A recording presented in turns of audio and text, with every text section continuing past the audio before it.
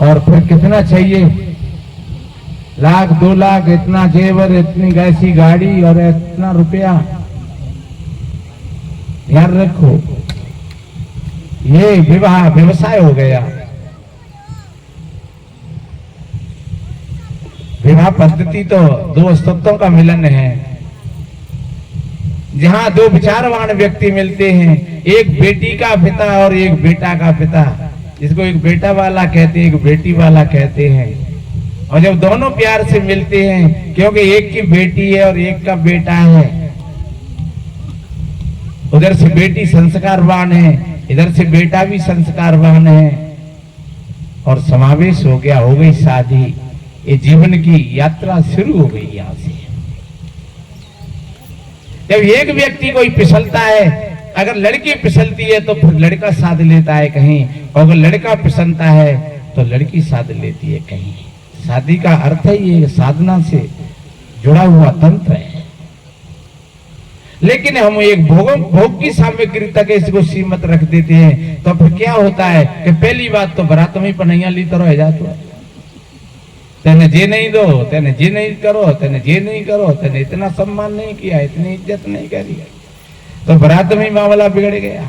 और दूसरे जब लड़की घर पे आएगी तो उनमें खुटर पुटर शुरू होगी, और खुटर पुटर शुरू हुई क्योंकि पढ़े लिखे तो होते ही है। लड़की खूब पढ़ी लिखी है, लड़को खूब पढ़ो लिखो है, और पढ़े लिखे है खूब, और दोनों में दमादम है गई, और केस पहुंच गो कोर्ट में।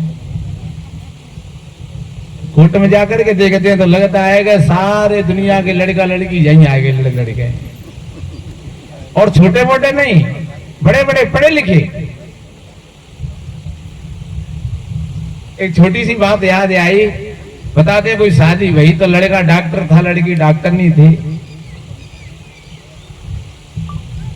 तो दहेज वहेज भी खूब आओ होगा, शादी भई। और ये कहानी नहीं है, ये व्यवहार भी थी बात है, आज से 30 साल पहली बात है।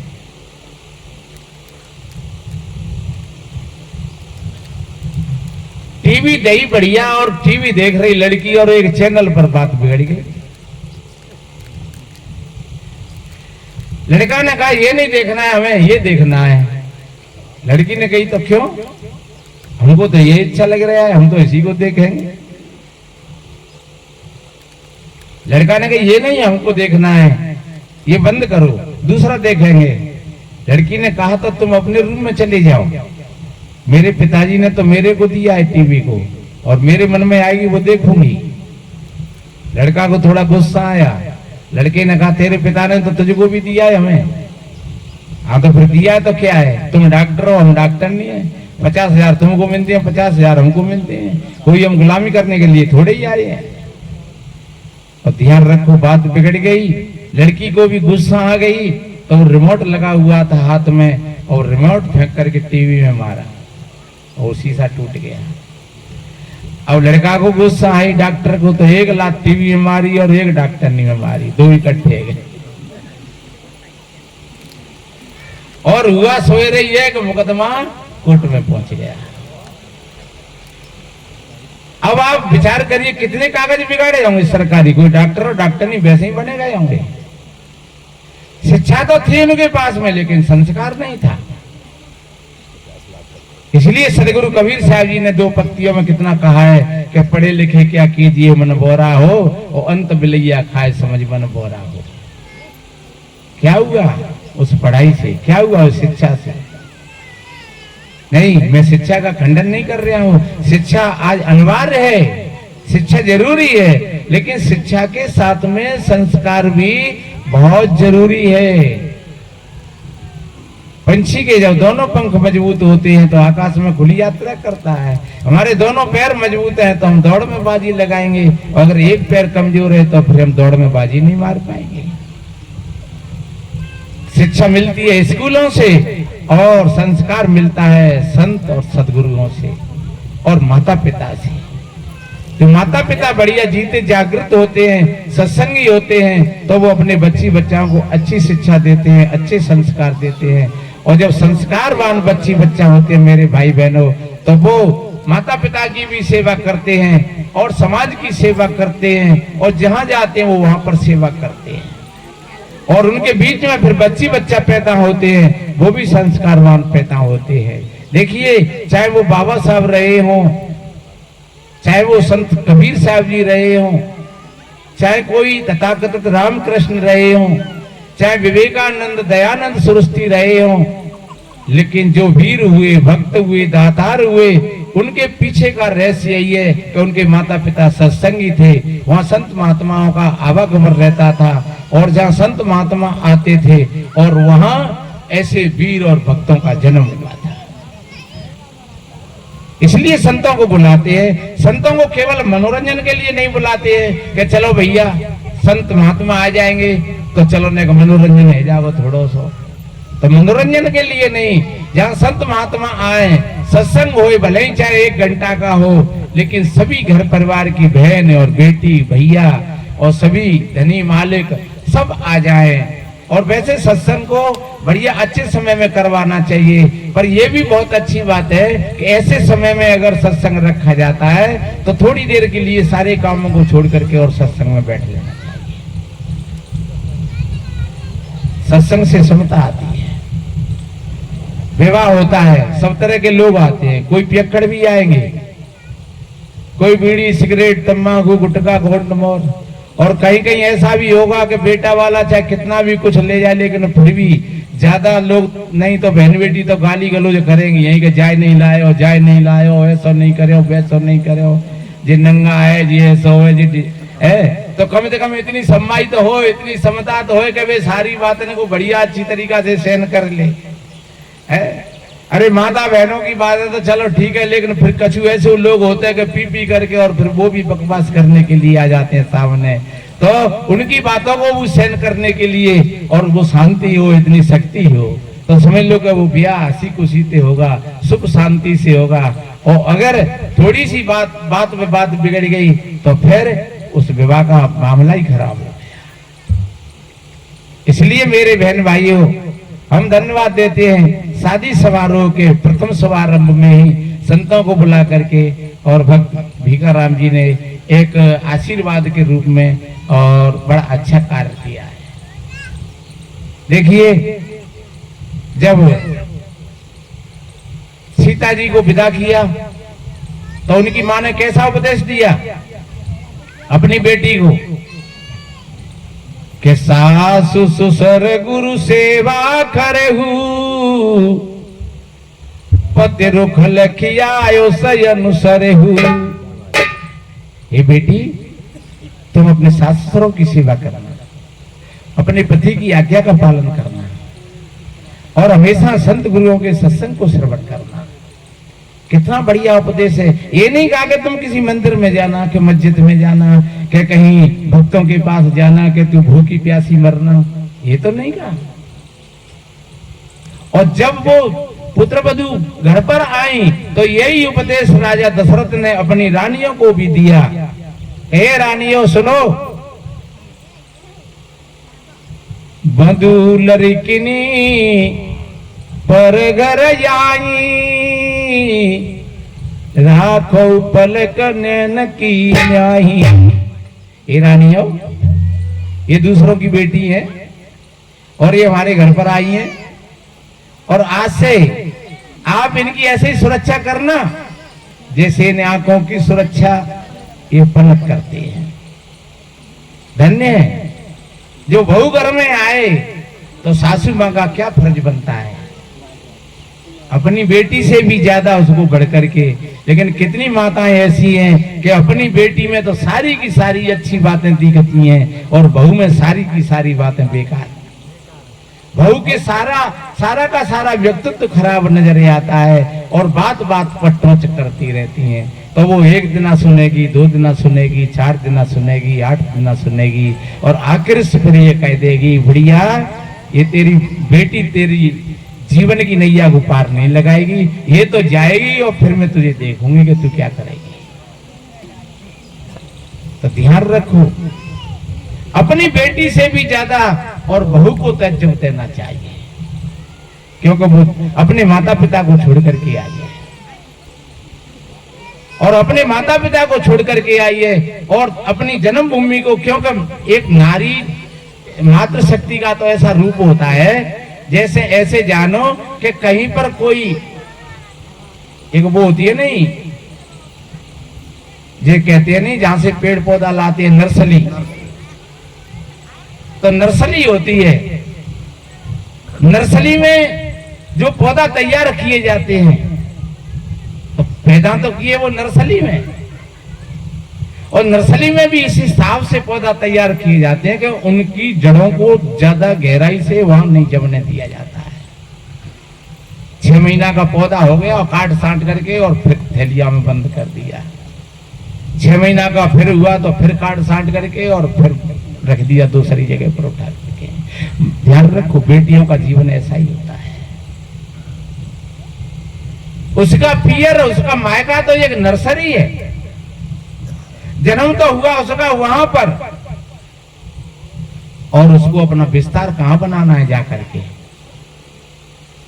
क्योंकि उसको आगे अपने जीवन का विस्तार तो अपने ससुराल में बढ़ाना है।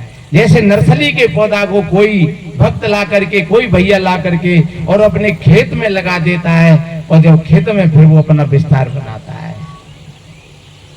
पौधा से अगर पूछा जाए कि तुम कहाँ के हो, तो पौधा ये नहीं कहेगा कि मैं ग्वालियर से नर्सरी में मेरा जन्म हुआ था, क्योंकि वो कहाँ का परिचय दे रहा है, वो उस भूमि का परिचय दे रहा है जिस भूमि में उसने अपना सारा का सारा विस्तार और अस्तित्व बना लिया था। वो एक लड़की में शक्ति होती है, जब ससुराल में पहुंच जाती है और उसी दिन वो लौट करके आती है और फिर कोई पूछे उससे कि बेटा तेरा घर कौन सा है, क्या तेरा यही घर है, तो वो कहेगी नहीं, ये तो मेरे भाभी भैया को घर है, मेरा घर तो फलाने गांव में है, फलाने गांव में मेरी शादी हो गई है, और मेरा घर तो वो है। 20 वर्ष 22 वर्ष मायके में रही, वहां पालन पोषण हुआ, और 2 दिना को जाकर के, और वहां देखिए कितना बड़ा त्याग है, और वो कहती है कि भैया वो मेरा घर ना आया, वो तो मेरी भाभी भैया को घर है, अब मेरा घर तो ये है। तो वो मातृ शक्ति में वो शक्ति होती है। और एक बात बताएं, इसीलिए ये पूजनीय है, ये पूजनी भी है, क्योंकि तीनों पनों में इसकी पूजा होती है। बचपन में तो बेटी के रूप में, कन्या के रूप में पूजा होती है। चलो भैया कोई भी काम कर रहे हैं, अरे कन्या ने बुलाओ, भोजन पवाओ, दक्षिणा देवो, पैर छुओ। तो बचपन में कन्या के रूप में पूजा भई, जवानी में लक्ष्मी के रूप में पूजा भई, और जब बच्चा पैदा हो गया एक दो, तो फिर माँ के रूप में पूजा भई, फिर माँ बन गई। ऐसा मनु जी ने भी लिखा है एक जगह, यत्र नार्यस्तु पूजयन्ते रमन्ते तत्र देवता। जिस घर में माताओं का सम्मान होता है, मातृशक्ति की पूजा होती है, वो घर घर नहीं, वो घर मंदिर होता है। उस घर के सभी सदस्य देव स्वरूप होते हैं। और जिस घर में मातृशक्ति अगर दुखी है, जो रसोई में बैठ करके उसकी आंखों में आंसू आ रहे हैं, जो किवाड़ के लोरे खड़ी होकर के रो रही है, समझ लो उस घर में कभी लक्ष्मी नहीं आएगी, उसमें दरिद्रता रहेगी। इसलिए पुरुष का भी ये फर्ज बनता है कि जब शादी होकर के आ जाती है, तो वो कितना उसके अंदर में त्याग है, कितना समर्पण भाव है कि सारे परिवार को, अपने कुल गोत्र और सारी बातों का परित्याग करके, और वो एक धागा से बंधी हुई और चली आती है। तो फिर पुरुष का भी ये फर्ज बनता है पूरा का पूरा कि उसके सारे दायित्वों की पूर्ति करे, किसी भी क्षेत्र में वो उसको दुख नहीं होने पाए। चाहे वो परिवार के फिर लोग हों, सभी वो सभी की सम्मति यही रहे। तो इसलिए मेरे बहन भाइयों, बहुत बड़ी अच्छी बात है।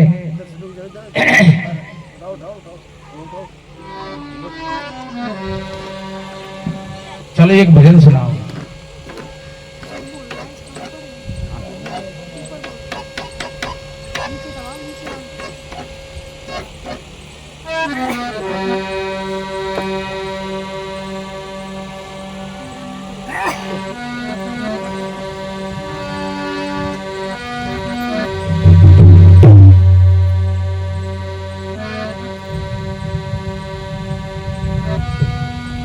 क्या कर नहीं सकती भला, यदि शिक्षिता हो नारियां, रण रंग राज स्वधर्म रक्षा कर चुकी सुकुमारियां। मीराबाई लक्ष्मी, बाजाबाई बमानी पद्मिनी, ऐसी अनेकों नारियां जो आज जा सकती गिनी। बताते हैं लक्ष्मीबाई के साथ में झलकारी बाई का बहुत बड़ा पुरुषार्थ रहा था। अपने प्राणों की बाजी लगा करके और उसके प्राणों की रक्षा करने का पूरा प्रयत्न किया। धन्य है ऐसी माताओं के लिए, ऐसी वीरांगनाओं के लिए। फिर चाहे वो कौन सा भी मैदान हो, चाहे वो भक्ति का मैदान हो, चाहे वो युद्ध का क्षेत्र हो, और चाहे वो सांसारिक परिभाषा हो,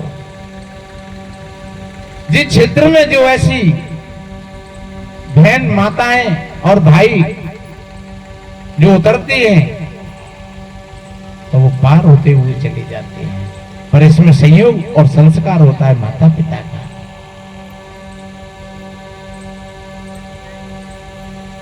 एक मां ने अपनी बेटी को विदा किया,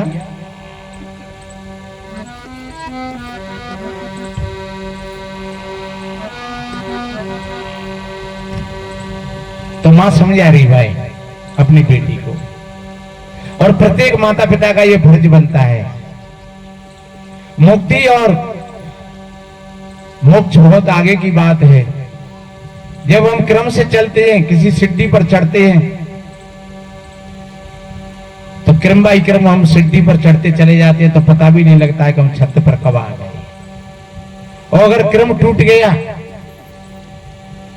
तो हम छत की बात करते रहे, लेकिन छत पर नहीं पहुंच पाएंगे। इसलिए एक सीढ़ी होती है, जीना होता है, वो दोनों अस्तित्वों को जोड़ता है, छत को और नीचे को। जहां नीचे के स्तर में हम रह रहे हैं और छत पर हम जा रहे हैं, तो दोनों अस्तित्वों को जोड़ने के लिए वो जीना है। तो इसी तरीका से एक व्यवहार है और एक परमार्थ है। तो सज्जनों, जो भाई बहन जागृत हो जाते हैं, उनका व्यवहार भी अच्छा बन जाता है और परमार्थ की तरफ उनकी यात्रा शुरू हो जाती है। फिर चाहे हम सदगुरु कबीर की बात कहें, चाहे रविदास महाराज की बात कहें, चाहे और किसी भी ग्रंथ की बात कहें, सदगुरु कबीर तो कहते समझे की गते एक है।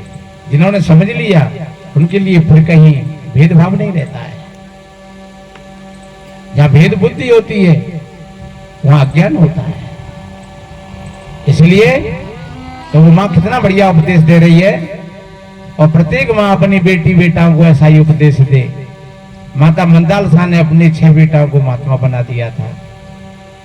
जब बच्चा रोता तो मां कहती शुद्धोसी बुद्धोसी निरंजनो निर्विकारोसी संसार माया परवर्जितो यसी। कितनी बढ़िया, तुम शुद्ध हो, तुम बुद्ध हो, तुम साक्षात निर्विकार हो, ये रोना तुम्हारा धर्म नहीं है। और आखिरी में कितनी बढ़िया बात कही, संसार माया परवर्जितो यसी। बेटा ये संसार त्यागने के योग्य है, संसार की चीजों पर कभी लड़ना मत, भिड़ना मत, झगड़ना मत। और आज घर घर में देखा जाता है तो कई बोलते लड़ाई, तेने मेरो झाड़ू ले लो, तेने मेरो पोछा ले लो, ती लड़की भाई चम्मचे ले गई, इतने लड़का भाई गिलास दबकाई ले गो, तेने भाई थारी चोल ली। दूध रुपट्टी की बातों पर और घर में दीवारें लग जाती हैं और बड़ी बड़ी कोठियां बढ़ जाती हैं। और वो माँ कितनी समझदार होगी जो कहती है संसार माया परवर्जितो यसी। बेटा ये संसार है, ये त्यागने के योग्य है। इसलिए वो माँ कहती है बेटा तुम जा रही हो, बहुत अच्छी बात है,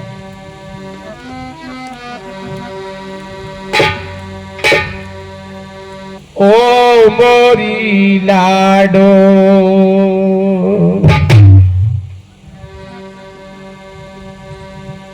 धीरज धारो गोपिया को हाथ, आशीर्वाद हमारो बेटी जाओ पिया के साथ। कभी मत व्याकुल होना, पति की यो कर रहना। कभी मत व्याकुल होना, पति की यो कर रहना। ओ मोरी लाडो। माँ ने बेटी को छाती से लगा लिया और बड़े प्यार से और अच्छे शब्दों से। कितनी माताओं पर तो बच्ची बच्चाओं से बोलना भी नहीं आता है, ठीक है,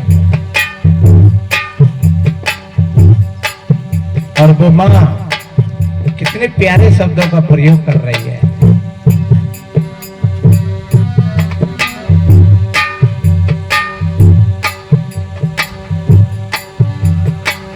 बच्ची बच्चाओं से कितनी माताएं कहती है कुत्ता कुतिया।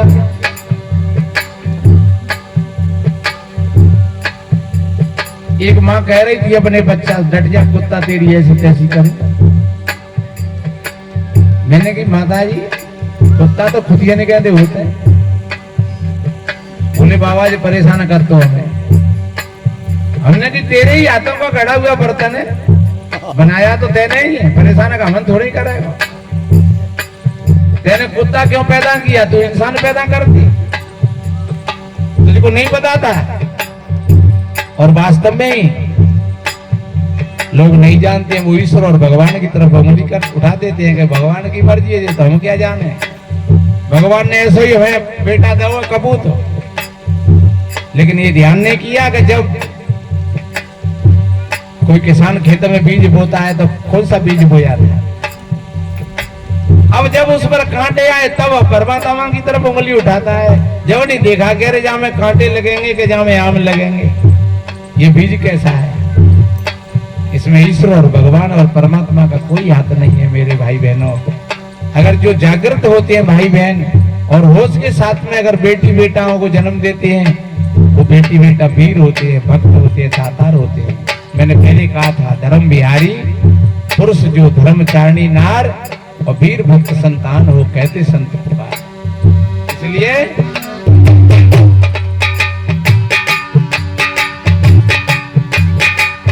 वो माँ कितना बढ़िया उपदेश दे रही है।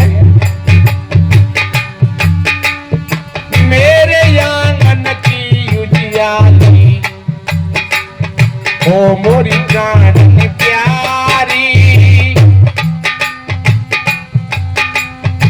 ज्योति बनकर जलती रहना मत करना अंधियारी। ओ दीपक बनकर जलती रहना मत करना अंधियारी। बेटा जब से तेने जन्म लिया है मेरे घर में, मेरे घर को प्रकाशित किया है, लेकिन अब उस घर में जाकर के अंधेरा मत कर देना, कहीं रूट करके कोने मत बैठ जाना। और सुन, सुख दुख में तू सम हो रहना, अरे होना मती उदास, कभी मत धीरज खोना, पति की होकर रहना, कभी मत धीरज खोना, पति की होकर रहना। ओ मोरी लाडो धीरज धारो गोपिया को हाथ, आशीर्वाद हमारो बेटी जाओ पिया के साथ। कभी मत व्याकुल होना, पति की होकर रहना, कभी मत व्याकुल होना।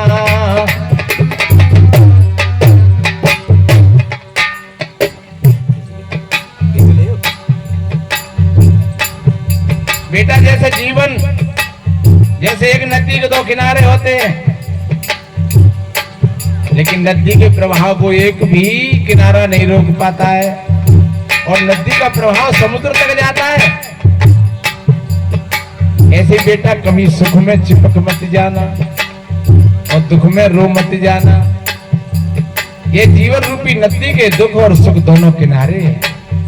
धन्य उस माँ के लिए। और कह रही है बेटा,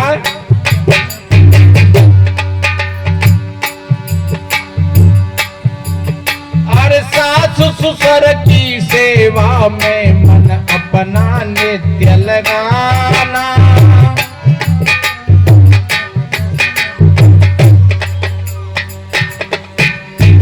कितना बढ़िया उपदेश दिया। आज से तू मुझसे बढ़कर के और अपनी सासू माँ को समझना और अपने पिता से बढ़कर के अपने ससुर साहब को समझना। अपनी देवरानी और जेठानियों को छोटी और बड़ी बहन समझना। तेरे परिवार में समता रहेगी।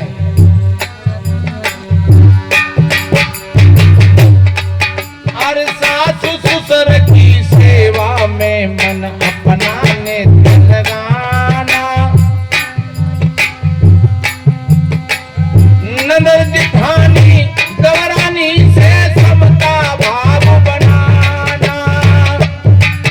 ओ ननद जेठानी देवरानी से समता भाव बनाना। शिष्टाचार संभाल के रखियो, अरे होना मती अभ्यास।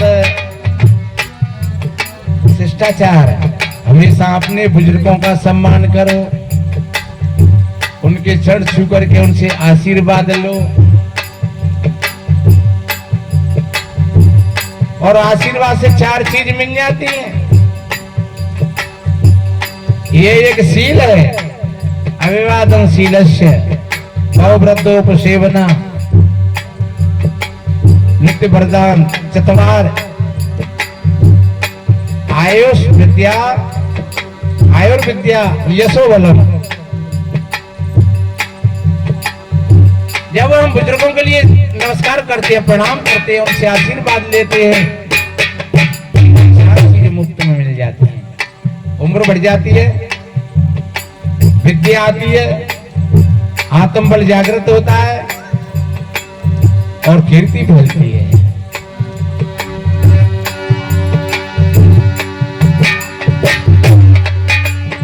शिष्टाचार संभाल के रखियो,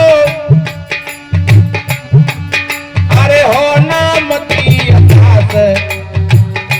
कभी मत व्याकुल होना, पति की होकर रहना। ओ मोरी लाडो धीरज धारो, कहो पिया को हाथ। आशीर्वाद हमारो बेटी, जाओ पिया के साथ। कभी मत व्याकुल होना, पति की होकर रहना। कभी मत व्याकुल होना।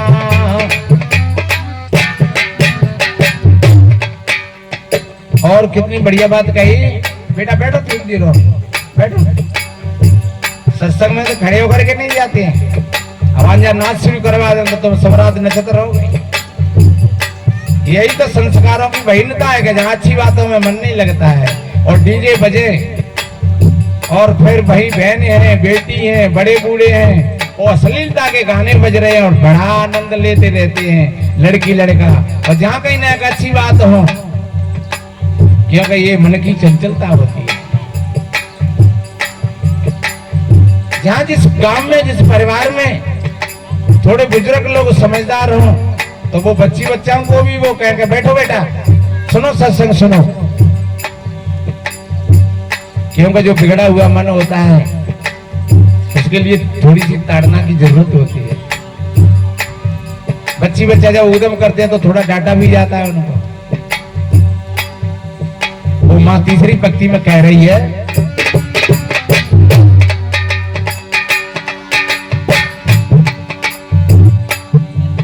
अरे श्रद्धा सेवा भक्ति भाव से जीवन सफल बनाना।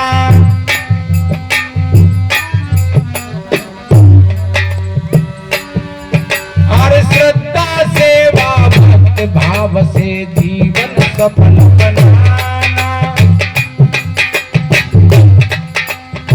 भूखा प्यासा द्वारे आए कोई भोजन उन्हें कराना।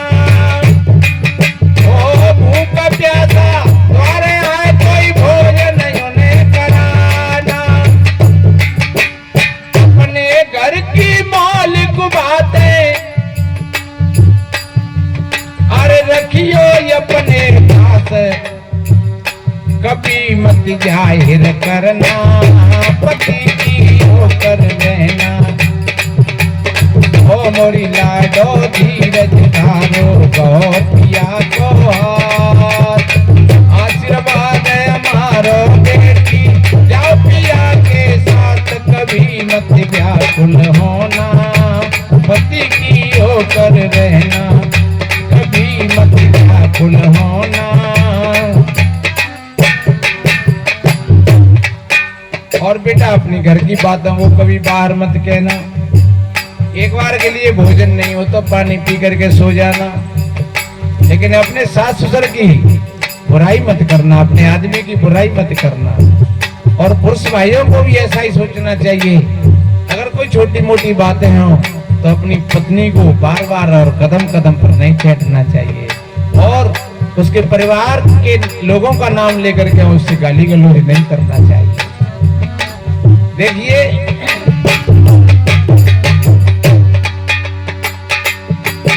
अरे सदा रहो तुम पीयू की प्यारी, चिरुए बात तुम्हारा, गलती भूलती रहो हमेशा यही आशीष हमारा। ओ गलती भूलती रहो हमेशा यही आशीष हमारा। हरा भरा रहे तेरा उपवन, हमेशा तेरे जीवन की ये बगिया हरी भरी बनी रहे। और ये माता पिता के आशीर्वाद में, इन संत गुरुओं के आशीर्वाद में बहुत बड़ी शक्ति होती है। इसको खिलवाड़ और छोटे रूप से नहीं लेना चाहिए।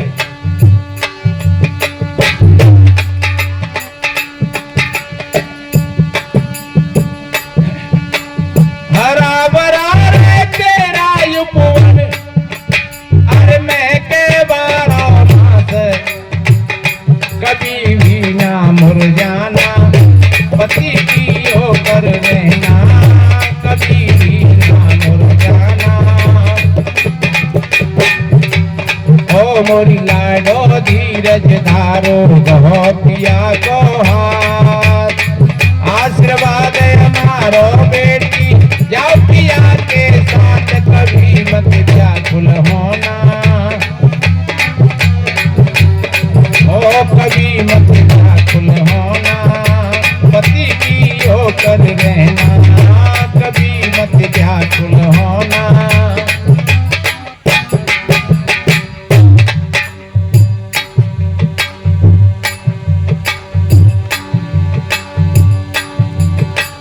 दुआएं हमारी लाडो ये रहेंगी साथ तुम्हारे, ये हमारा आशीर्वाद, ये हमारी दुआएं हमेशा तुम्हारे साथ रहेंगी। दुआएं हमारी लाडो ये रहेंगी साथ तुम्हारे, गोकुल की तुम लाज लक्ष्मी यही अरमान हमारे। अमृत ज्ञान मिले सतगुरु से,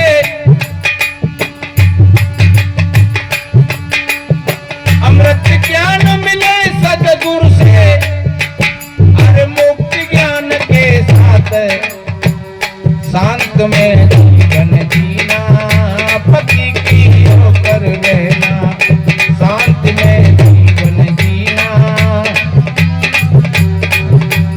ओ मोरी लाडो धीरज धारो गोपिया को हाथ, आशीर्वाद हमारो बेटी जाओ पिया के साथ, व्याकुल होना, पति की होकर रहना, कभी मत व्याकुल होना,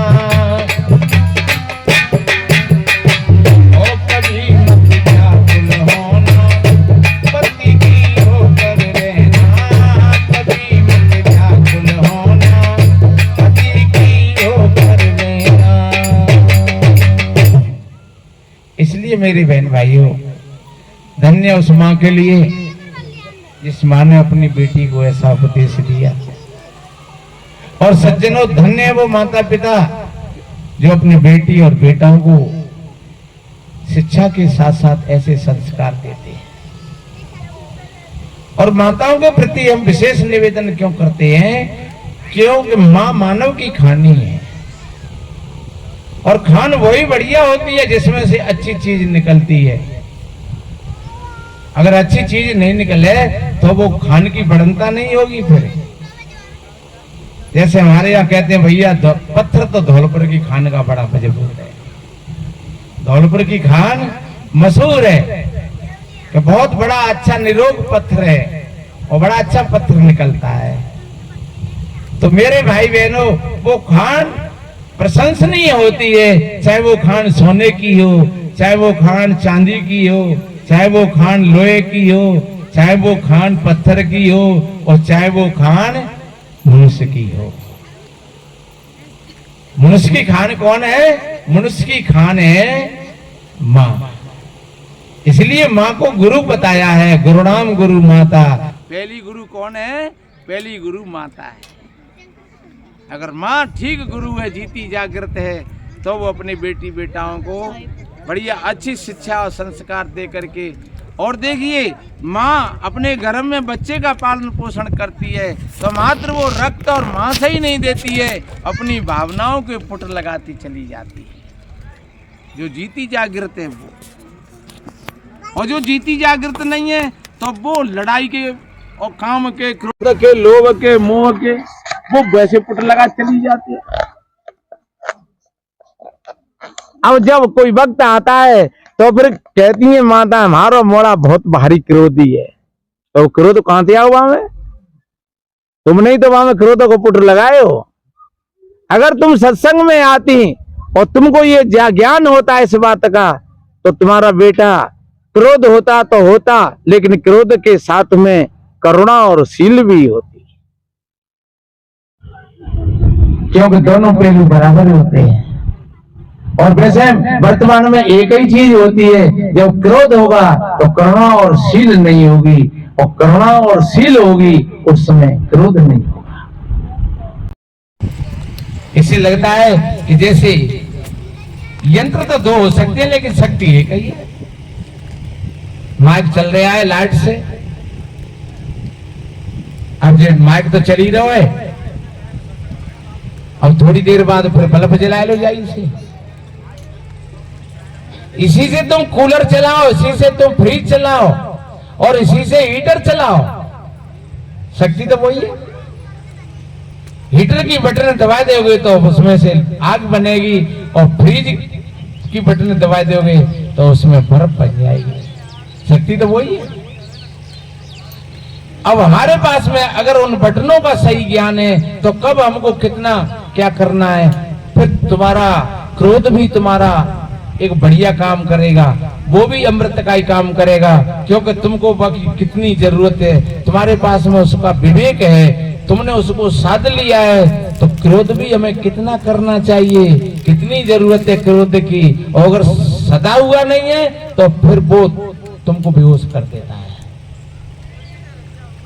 क्रोध सदा हुआ है तो तुम तौल करके करोगे कि हमें जहां कितने क्रोध की जरूरत है।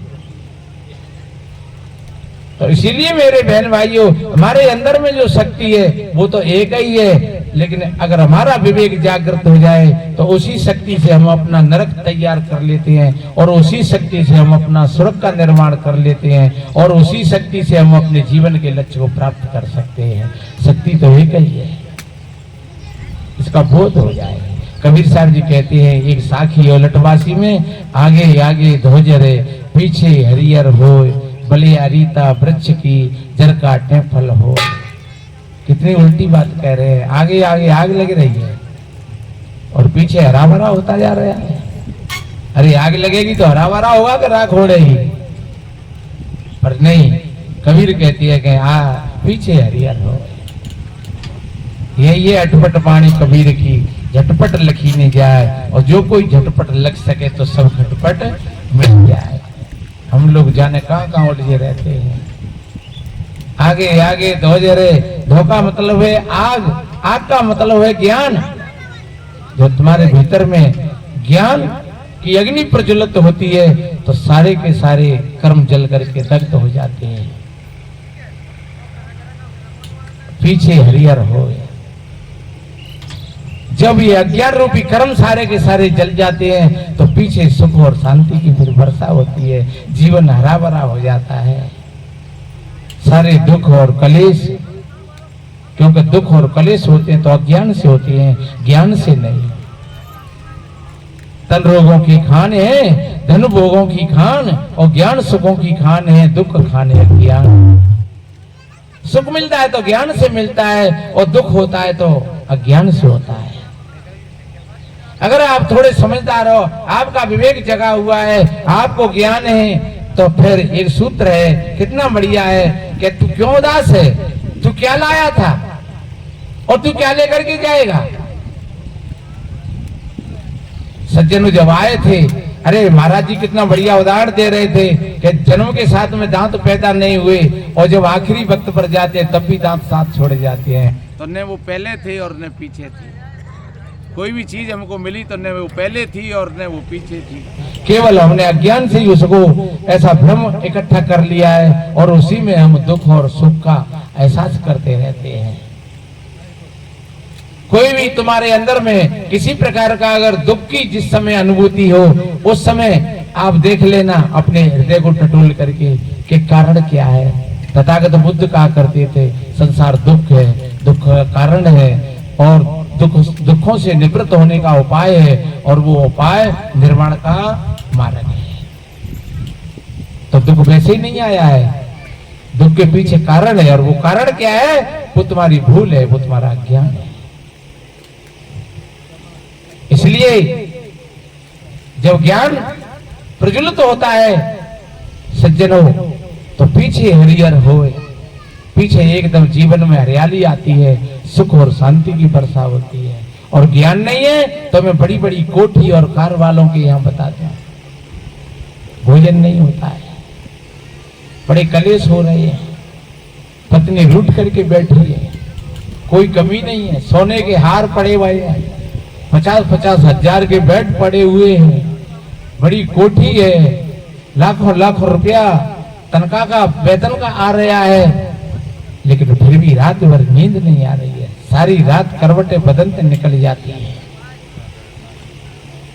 पैसे में होती नींद तो आ जाती, सोने चांदी में होती तो आ जाती, स्त्री में होती तो आ जाती, पुरुष में होती तो आ जाती, बेड में होती तो आ जाती। पर ध्यान रखो, नींद बिस्तरों में नहीं, नींद अच्छे स्वास्थ्य में है, और स्वाद भोजन में नहीं, स्वाद अच्छी भूख में है, और सुख और शांति प्राणी पदार्थों में नहीं, सुख और शांति है तो वो ज्ञान में है। इसलिए कबीर कहते जो ज्ञान हो गया तो फिर पीछे हरियर हो, पीछे हरा भरा होता चला जाता है। और बलिहारीता वृक्ष की जड़ काटे फल हो। ये संसार एक वृक्ष है, वासना ही इसकी जड़ है। हमारी आसक्ति वासना, बस इन्हीं का तो ये निर्माण संसार है। और ये वासना की जड़ें कटती हैं तो वो ज्ञान से कटती हैं। जब ये वासना की जड़ें कट जाती हैं तो बलिहारी का वृक्ष की जड़ काटे फल हो। वासना की जड़ ही, एक छोटी सी बात मेरे ध्यान में आई है और मैं फिर पूरा करूंगा। बता दिए, एक कोई तथागत बुद्ध के सानिध्य में और एक कोई राजकुमार आ गया था, और वो राजकुमार गृह कलेशों के कारण उनके सानिध्य में।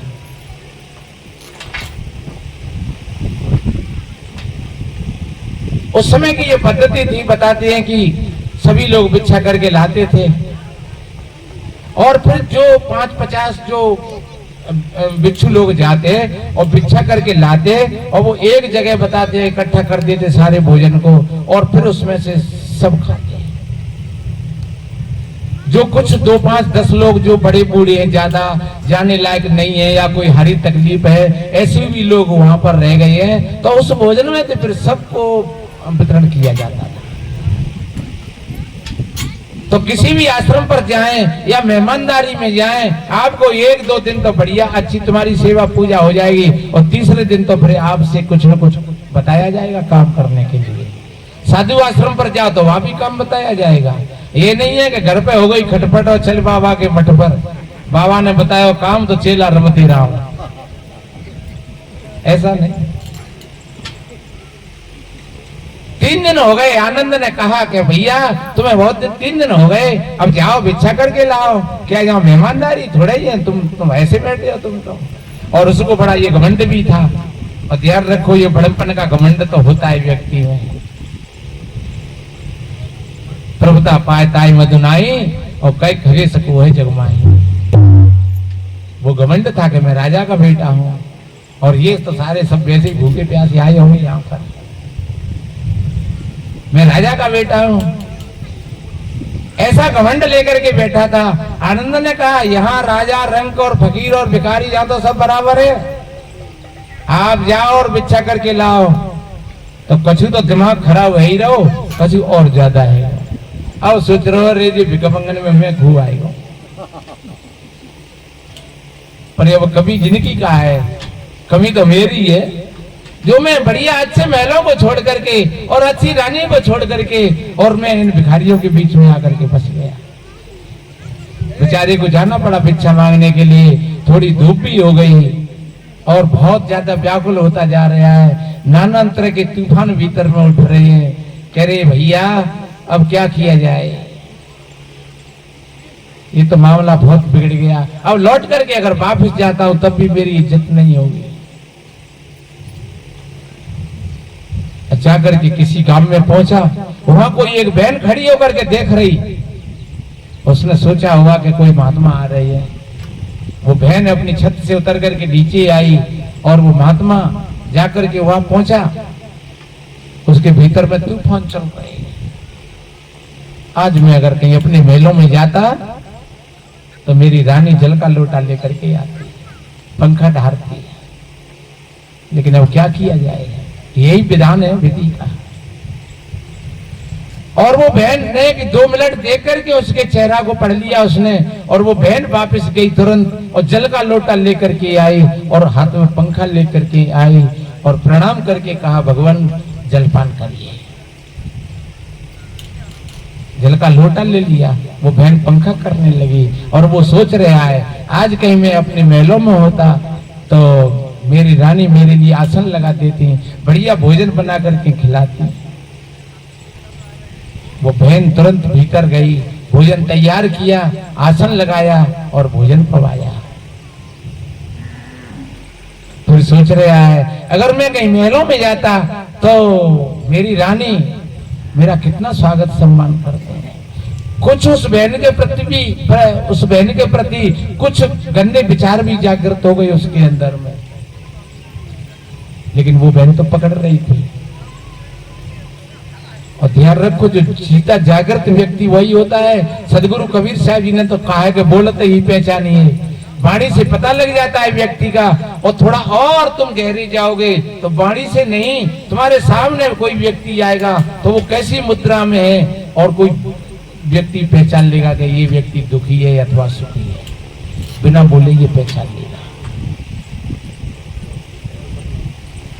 सोच रहे हैं आज मैं अगर महलों में होता तो आराम करके जाता, अब तो जाना ही पड़ेगा, कोई मेरा घर तो है नहीं। उस बहन ने तुरंत बिस्तर लगा दिया और कहा भगवान थोड़ी धूप पड़ रही है, आराम करके चले जाना, शाम की समय भोजन तो पाई लिया। लेट गए। अब जैसे लेटे तो एकदम भीतर से बात समझ में आई कि पता नहीं जो मैं खुद सोचता हूं ये बहन वही काम करके तैयार कर देती है, क्या कारण है इसमें। और मैंने इस बहन के प्रति कुछ गंदी भावना भी मेरे अंदर में जागृत हुई, पता नहीं ये बहन मेरे विचारों को पकड़ रही है। तुरंत खड़ा हुआ और कहने लगा अच्छा बहन मैं चलता हूं। ठीक है भगवान। अब पहले इधर से गया तब वो दूसरी टाइप के तूफान थे और अब वो दूसरी टाइप के तूफान शुरू हो गए।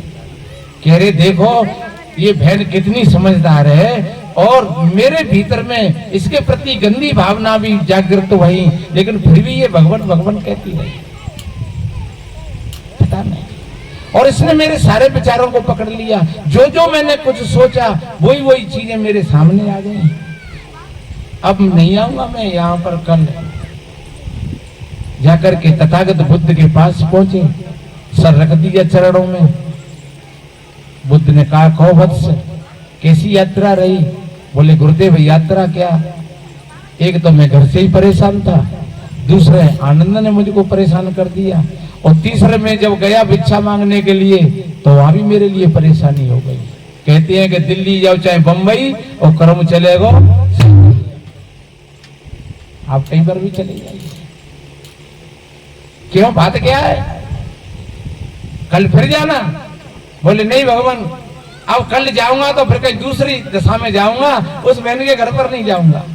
क्यों नहीं जाओगे उस बहन के घर पर? क्या उस बहन ने आपका सम्मान नहीं किया? क्या उस बहन ने भिक्षा नहीं दिया आपको? नहीं भगवान, भिक्षा किया उसने तो भोजन कराया था बड़े प्यार से, बड़ी श्रद्धा से, तो फिर क्यों नहीं जाओगे?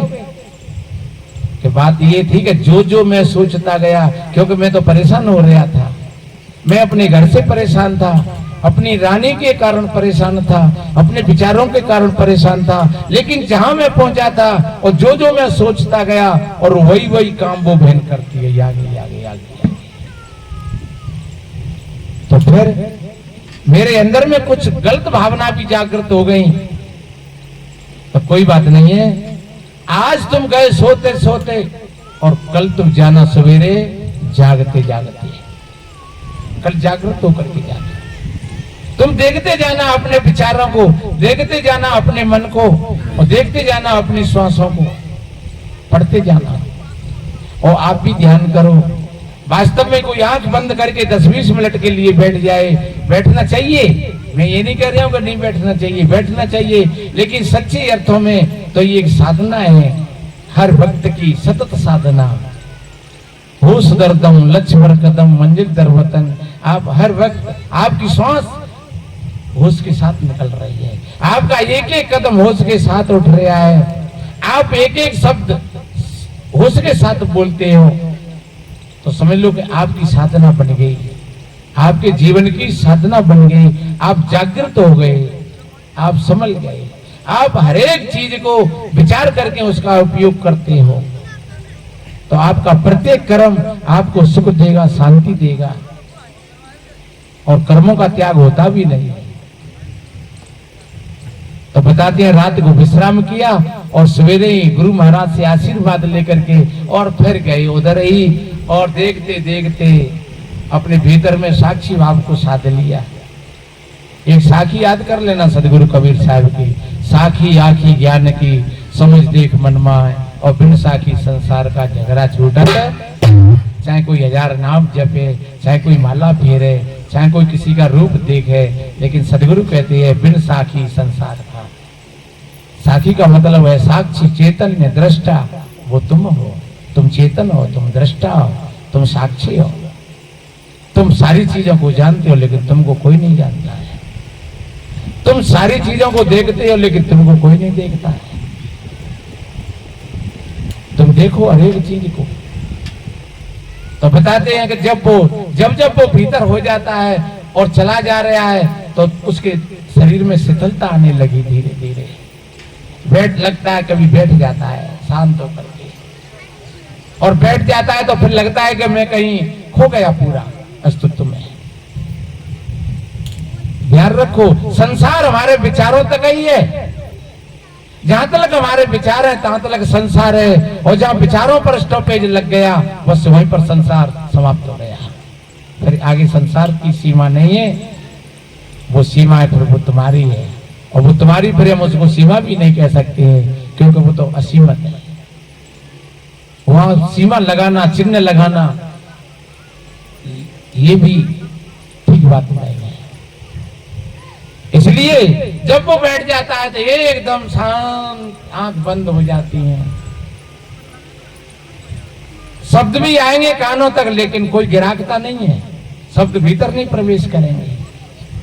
कोई रूप भी सामने होकर के गुजर जाएगा, लेकिन ग्राहकता नहीं है, वो भीतर नहीं जाएगा। कोई भी बाहर की चीज है वो बाहर है, और वो एकदम भीतर, जहां विचारों का एक क्षण मात्र के लिए भी स्टॉपेज लग गया, समझ लो आपको उस अस्तित्व का बोध हो जाएगा। जैसे आप घनी वर्षा में और घने अंधकार में खड़े हुए हो कहीं, और एक थोड़ी सी बिजली चमके, और एक बिजली की चमक तुमको बोध करा देती है उस जगह का कि मैं कौन सी जगह पर खड़ा हुआ हूं। एक क्षण का प्रकाश वो बोध करा देता है। ऐसे ही हमारे अंदर में अगर एक क्षण के लिए एक घटना घटी तो आपको ये बोध हो जाएगा कि वास्तव में ही बस यही मेरा स्वरूप है और यही मैं हूं। क्योंकि वो अवाक्य बात है, वो वाक्यों के बीच की बात नहीं है, वो मन और वाणी से परे की आगे की बात है। तो जब बैठ जाता है तो एकदम शांत हो जाता है और फिर चल देता है। और जाकर के जब पहुंचा, वो बहन देख रही है और सोच रही है कि आज वही महात्मा फिर आ रहा है। और जैसे ही गेट पर पहुंचा, दरवाजे पर, वो बहन उतर करके आई और वो बहन शांति भाव से देख रही है और वो भी शांत है। तब कहने लगी हाथ जोड़ करके, भगवान कल पूछने की कोई जरूरत नहीं थी, कल तो आपके भीतर में बहुत बड़े बड़े तूफान उठ रहे थे, लेकिन आज अब बताइए मुझे क्या करना चाहिए। आज तो तुम सागर से भी गहरे हो, पर्वत से भी तुम अचल हो, अडिंग हो। उसने उस बहन के पैर छुए, अब भी मौन चल रहा है, पैर छुए, कहा बहन तूने मेरे को जगा दिया, मेरी आंख खुल गई, मैं तो बहुत गहरी नींद में सोया हुआ था, बस अब कुछ नहीं चाहिए। वो बहन गई, भिक्षा लेकर के आई और भिक्षा दे करके विदा किया उसको, और आकर के गुरु महाराज के चरणों में बैठ गए और वो हाथ फेर रहे हैं, आंखें सजल हो गई। कहो बस आपकी यात्रा पूरी हो गई। सज्जनों, आगे आगे ध्वजरे पीछे हरियर होए, और भले वृक्ष की जर काटे फल। ये मन समझ लेना कि जर हाली थोड़ी कट जाएंगी, ये जर हाली कैसे कट जाएंगी। अरे एक बात बताओ, गाड़ी का गियर डालने में कितनी देर लगती है? अब तुम जो को गाड़ी 3 घंटा से चल रही है, एक धारा वो गियर तो 3 घंटे में टरने को, तो 3 घंटा में नहीं, वहां तो 1 मिनट में गियर बदलने की बात है, तुरंत हाल की हाल। तो सज्जनों, बस गियर ही तो बदलने हैं, और गियर बदल गए, जीवन की कला आ गई। तो हम धन्यवाद देते हैं आप सभी भाई बहनों को। मैंने ये भजन लेकर के और कुछ व्यवहार की बातों को लेकर के निवेदन किया कि वास्तव में शादी का मतलब क्या होता है, शादी किस तरीका से होना चाहिए। तो हमें छोटी मोटी बातों पर कभी ध्यान नहीं देना चाहिए, ज्यादा दहेज के चक्कर में नहीं पड़ना चाहिए। जब बेटी आ रही है तो सब कुछ आ रहा है, पूरा का पूरा आ रहा है, और छोटी मोटी बातों पर बात को नहीं बिगाड़ना चाहिए। जो मनिया, जो माला में पुरोहित लिया जाता है वो मोती हो जाता है, जो रिश्तेदार बन जाता है वो रिश्तेदार बन जाता है, जो मित्र होता है वो मित्र होता है। तो छोटी मोटी बातों पर कभी मुंह नहीं फुलाना चाहिए, कभी बात नहीं बिगाड़ना चाहिए, और अपने जो व्यवस्था है उस व्यवस्था को ठीक संभाल करके रखना चाहिए। बस ज्यादा ना कहते हुए यही संतों का शुभ संदेश है। और समय तो नहीं था, लेकिन विशेष भीखाराम जी ने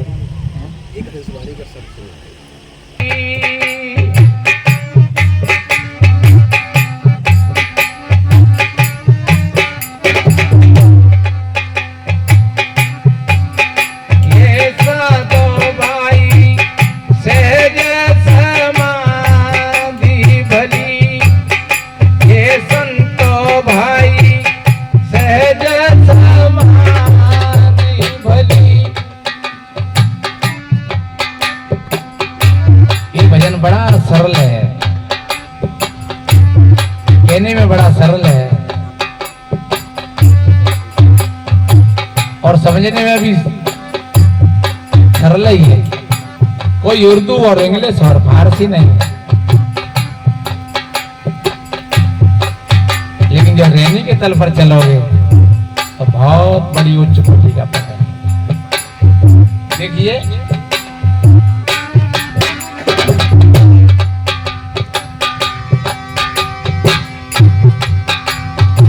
गुरु प्रताप भयोर जातिन से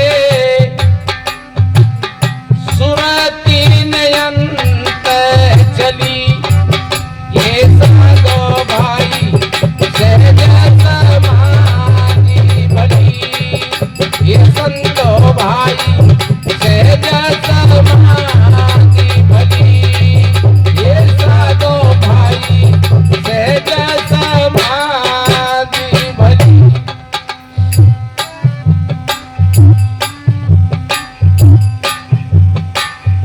जहाँ जा डोलू सो परिक्रमा, जरूरत नहीं रहेगी कि चलो गिरिराज जी की परिक्रमा लगाए हुए, कि चलो भगवान के मंदिर में परिक्रमा लगाया हुए। जगा हुआ व्यक्ति उसका कदम कदम परिक्रमा होता है। इसलिए कितना बढ़िया कहा है, जहाँ जा डोलू सो परिक्रमा, जो कछु करो सो पूजा। थाली लेकर के मंदिर में पूजा करने की जरूरत नहीं रहती है, कहते कर्म ही पूजा है, उसका प्रत्येक कर्म पूजा है। जो बोलता है शब्द वो सत्संग है, जो करता है वो पूजा है, जो चलता है वो परिक्रमा है। देखिए जहाँ जा डोलो सो परिक्रमा, जो कछु करो सो पूजा।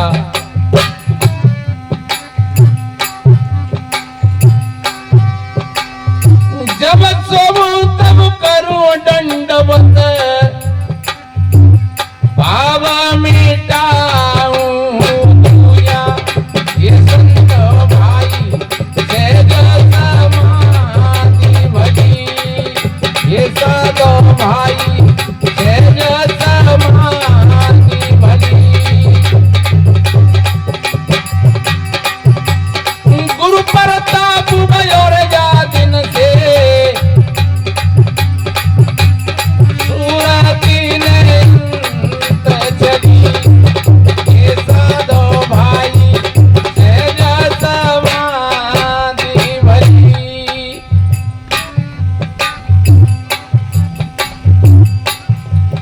ध्यान रखो, कर्मों का त्याग नहीं होता है, कर्मों की आसक्ति का त्याग होता है। कोई आदमी हाथ पैर समेट करके बैठ जाए और वो कहे कि मैं तो त्यागी हूं, तो बड़ी भूल है। हम भी कर्म कर रहे हैं और अपने समय के चाहे बुद्ध और महावीर कबीर रहे, उन्होंने भी किया और जीवन पर्यंत तक किया। और ध्यान रखो, जब बैठे हम तब भी कर्म हो रहा है, आंखें देख रही हैं, कान सुन रहे हैं, कर्म ही तो है। भोजन पा रहे हैं, लेटरिन बाथरूम जा रहे हैं, स्नान ध्यान कर रहे हैं, कपड़ा बदल रहे हैं, पहले ये कर्म ही तो है सब। इसलिए सदगुरु कहते कर्म तो करो, लेकिन उन कर्मों का ये अहम मत बनाना कि मैं कुछ कर रहा हूं, कि मैं सब करके बताएंगे।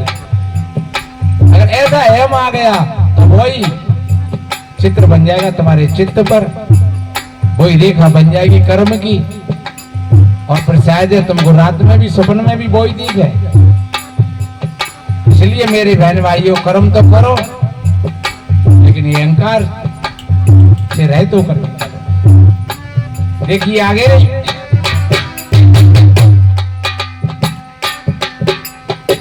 आंख न रूधो कान न मूधो, काया कष्ट न धारो, आंख न मूधो कान न रूधो, काया कष्ट न धारो। अरे काया का कष्ट, लोग कहते हैं कि काया को कष्ट देना चाहिए, तो काया का कष्ट देने से अगर भगवान परमात्मा को मिल जाए तो फिर हॉस्पिटल में चले जाओ। कितने कितने बेचारे लाखों लाखों लोग चीख रहे हैं, चिल्ला रहे हैं, मरे भैया, हाय भैया। तो काया का कष्ट देने से भगवान से कोई संबंध नहीं है इन बातों से। ये तो हमारी मूर्ता है, अज्ञान है। सदगुरु कबीर तो कहते हैं, बामी कूटे बाबरा सरफ ने मारो जाए, और मूर्ख बामी नाट से सरफ सबन को खाए। इसलिए काया को कष्ट बंद है ना, भूखे मत मरना और ज्यादा भी मत खाना। तथागत बुद्ध और सदगुरु कबीर का जो मार्ग है वो सम्यकता का मार्ग है, समता का मार्ग है।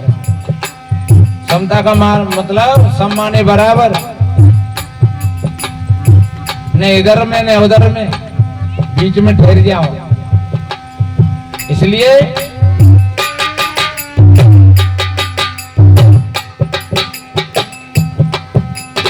आँखिन मूंदो कानन रूंदो, काया कष्टन धारो,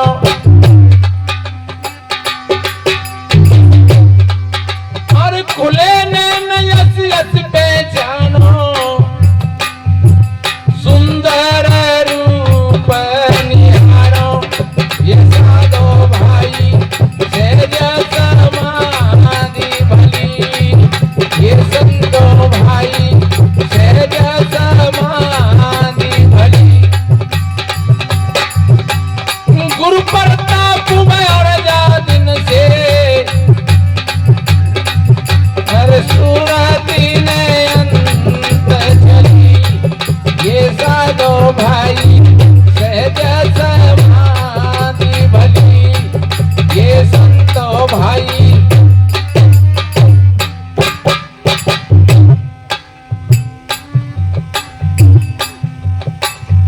शब्द निरंतर मनुआराते। हम अपने मन को देख रहे हैं, मन क्या कर रहा है। चल रहे हैं तब भी देख रहे हैं, बैठे हैं तब भी देख रहे हैं, लेटे हैं तब भी देख रहे हैं। और मन को देखना शुरू कर दोगे तो फिर मन अलग है और तुम अलग हो। मन की अपनी सत्ता नहीं है कोई,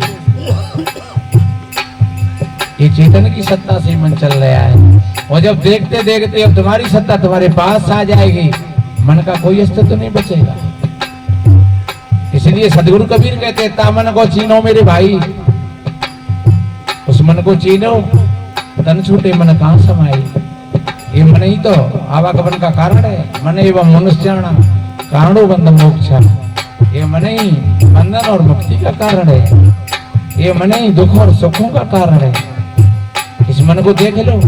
और इस मन को बड़े बड़े ऋषि मुनि महात्मा नहीं देख पाए, और नहीं देख पाए तो उनका जीवन वैसे ही व्यतीत हो गया पूरा का पूरा।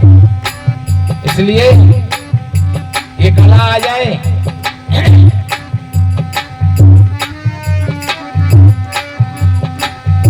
शब्द निरंतर मनुआराते, मलिन वासना त्यागी।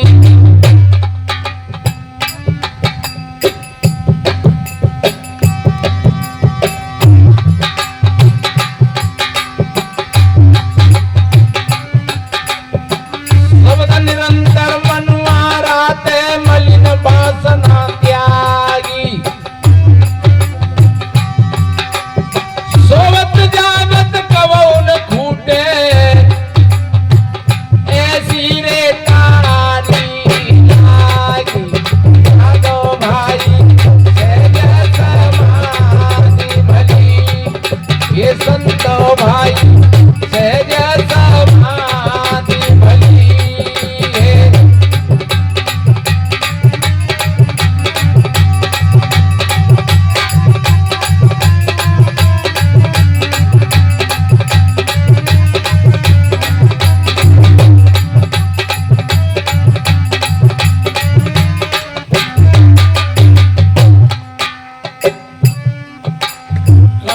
कबीर ये अद्भुत रहनी, बड़ी आश्चर्यजनक,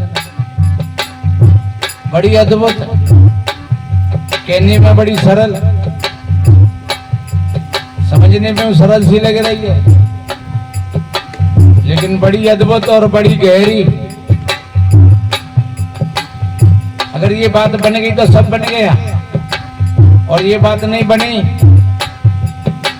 तो मर गए तपस्या कर करके, मर गए भूखे रह के, मर गए दौड़ दौड़ करके, लेकिन कुछ नहीं मिला।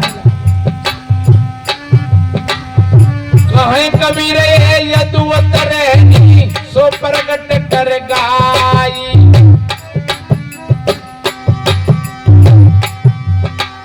दुख सुख से एक परम पद सो पद तारे समाई। साधो भाई समाधि भली ये संतो भाई,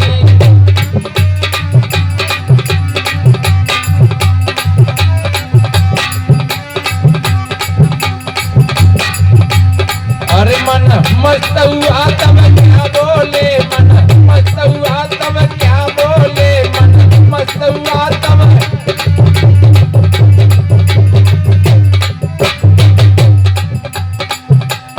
हीरा पायो गांठी गठायो, हीरा पायो गांठी गठायो, अरे बार बार यार क्या खोले, मन मस्त हुआ तब क्या बोले, मन मस्त हुआ तब क्या बोले, मन।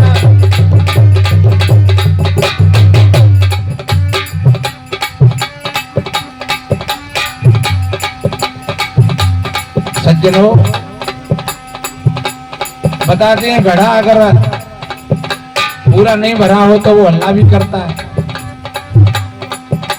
फूटी बाल्टी से पानी खींचो कुआं में से तो हल्ला तो बहुत करेगी वो, भर भर भर भर भर भर भर भर भर भर, और ऊपर आवे तो मतलब रह जाए तो रह जाए, ने कहा तो सबई निकल जाए।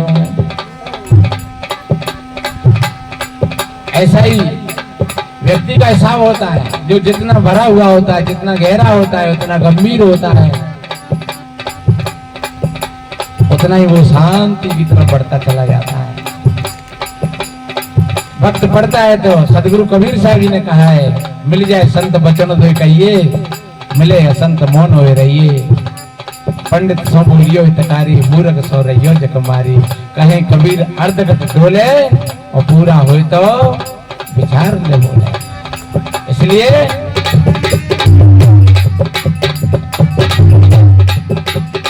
हल्की थी जब चढ़ी तराजू, हल्की थी जब चढ़ी तराजू, अरे पूरी बही तब क्या तोले, हाँ पूरी बही तब क्या तोले, मन मस्त हुआ तब क्या बोले, मन।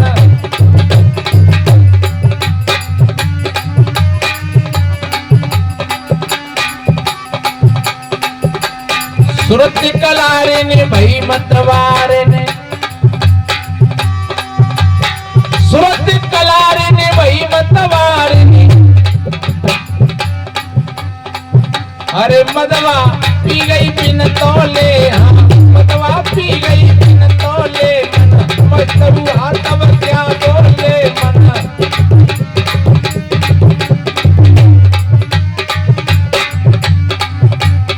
सज्जनों, जो नशा होता है वो शराब का होता है, बीड़ी सिगरेट तंबाकू का होता है, पैसे का होता है, शरीर का होता है, जाति समाज का होता है। लेकिन ये नशा देखते देखते चूर हो जाते हैं। लेकिन वो एक ऐसा नशा कबीर को चढ़ गया, मीरा को चढ़ गया, लोग कुछ भी कहते रहे, लेकिन वो एक बार चढ़ गया तो ध्यान रखो फिर वो उतरता नहीं है। इसलिए मदवा पी गई बिन तोले, हाँ मदवा पी गई बिन तोले, मस्त हुआ तब क्या बोले, मस्त हुआ तब क्या बोले।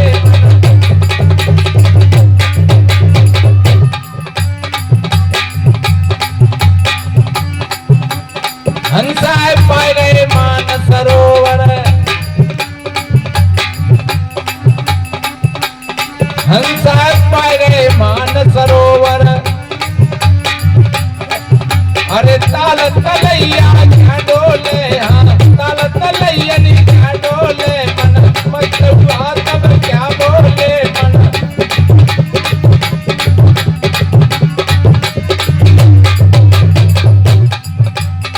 कहे कबीर सुनो भाई साधो, कहे कबीर सुनो भाई साधो। अरे साहिब मिल गए तिलयोले, हाँ सतगुरु मिल गए तिलयोले, मन मस्त हुआ तब क्या बोले मन।